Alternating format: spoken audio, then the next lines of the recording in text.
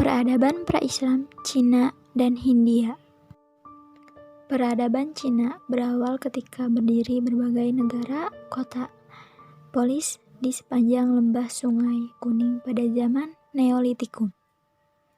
Sejarah tertulis Cina dimulai dari masa dinasti Shang pada tahun 1750 sampai 1045 sebelum Masehi.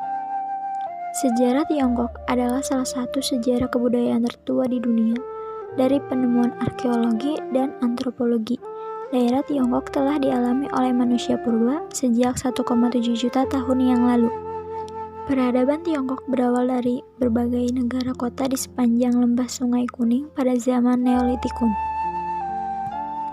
Sejarah tertulis Tiongkok dimulai sejak dinasti Shang pada tahun 1750 sampai dengan 1045 sebelum Masehi. Budaya, sastra, dan filsafat Tiongkok berkembang pada zaman dinasti Zhou pada tahun 1066 sampai 221 sebelum Masehi yang melanjutkan dinasti Shang.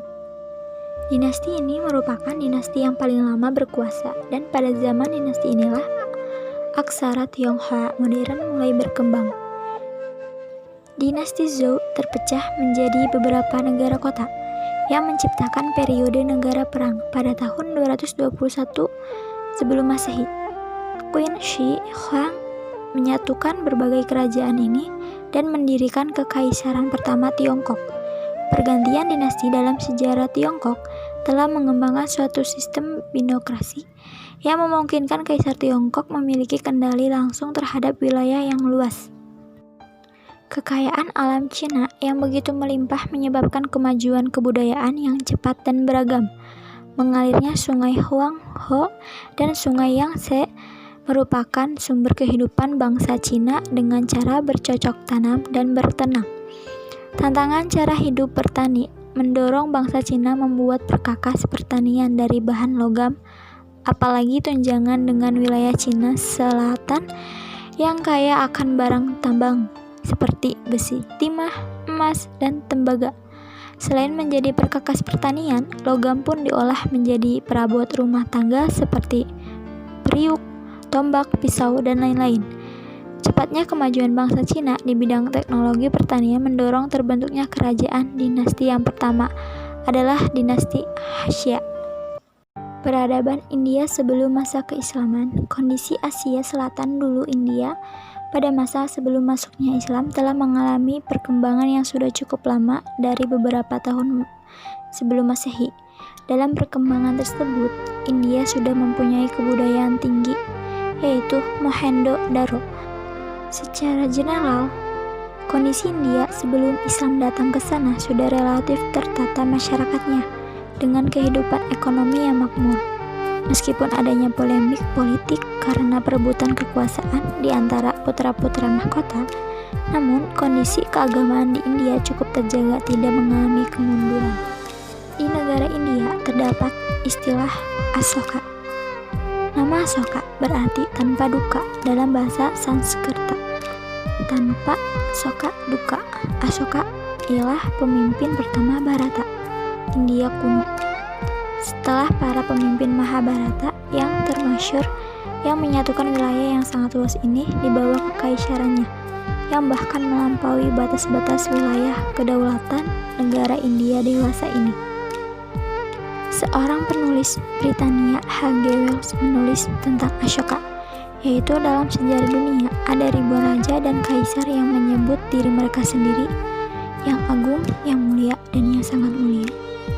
Mereka bersinar selama suatu waktu singkat dan kemudian cepat menghilang, tetapi Ashoka tetap bersinar dan bersinar cemerlang seperti sebuah bintang cemerlang. Bahkan sampai saat ini, Ashoka adalah putra Maharaja Maurya, Maharaja Bindusara, dari seorang selir yang pangkatnya agak rendah dan bernama Subhadragi, yang akhirnya disebut Dharma karena ia mengikuti jalan kebenaran.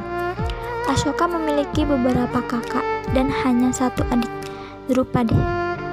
Karena kepandaian yang meneladani dan kemampuannya berperang, ia dikatakan merupakan cucu kesayangan kakeknya. Maharaja Chandragupta Maurya, maka seperti diceritakan dalam bentuk legenda, ketika Chandragupta Maurya meninggalkan kerajaannya untuk hidup sebagai seorang Jain, ia membuang pedangnya. Asoka menemukan pedangnya dan menyimpannya. Sementara Asoka naik tahta, ia memperluas wilayah kekaisarannya dalam kurun waktu 8 tahun kemudian. Dari perbatasan wilayah yang sekarang disebut Bangladesh dan Assam di India Timur. Kemudian ia mempromosikan aliran Buddha dan menyebarkannya di dalam wilayahnya dan di seluruh dunia yang dikenal mulai dari 250 sebelum Masehi.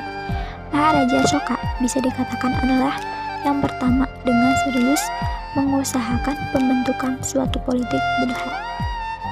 Di India juga terdapat Sungai Gangga. Gangga ialah sungai yang mengalir di India bagian utara. Dalam agama Hindu, Gangga juga disembah sebagai penjelmaan dewi karena mengandung berkah juga keabadian. Gangga adalah nama seorang dewi dalam agama Hindu yang dipuja sebagai dewi kesuburan dan pembersih segala dosa dengan air suci yang dicurahkannya. Dewi Gangga sering dilukiskan sebagai wanita cantik yang mencurahkan air dari dalam guci. Di India juga terdapat istilah kasta. Kasta ini berasal dari bahasa Spanyol dan bahasa Portugis. Kasta yang berarti ras, keturunan atau suku. Kasta pada abad 16 digunakan oleh penjajah Portugis untuk mendeskripsikan pembagian kerja pada masyarakat India. Tetapi persepsi awal pembagian tersebut memiliki tingkatan. Kenyataannya pada Weda sendiri tidak menjelaskan tingkat sosial yang menjelaskan pembagian kerja yang disebut varna. Kasta yang sebenarnya merupakan perkumpulan tukang-tukang atau orang-orang ahli dalam bidang tertentu. Kasta ini dibagi menjadi 4 kasta, yaitu pertama, kasta Brahmana, orang yang mengabdikan dirinya dalam urusan bidang spiritual seperti sulinggi, pandita, dan rohaniawan. Selain itu disandang oleh para pribumi. Selanjutnya yaitu kasta ksatria, para kepala dan anggota lembaga pemerintahan. Seseorang yang menyandang gelar ini tidak memiliki harta pribadi, semua harta milik negara. Yang ketiga itu terdapat kasta waisya, orang yang telah memiliki pekerjaan dan harta benda sendiri, yaitu petani, nelayan, pedagang, dan lain-lainnya. Dan yang terakhir itu yaitu kasta sudra, pelayan bagi ketiga kasta di atas. Kasta ini merupakan yang paling banyak terdapat di Bali. Hampir 90% dari jumlah penduduk warga asli Bali. Keempat, kasta ini mempunyai aturan yang berbeda-beda untuk berinteraksi atau berkomunikasi dengan orang-orang yang kasta yang berbeda.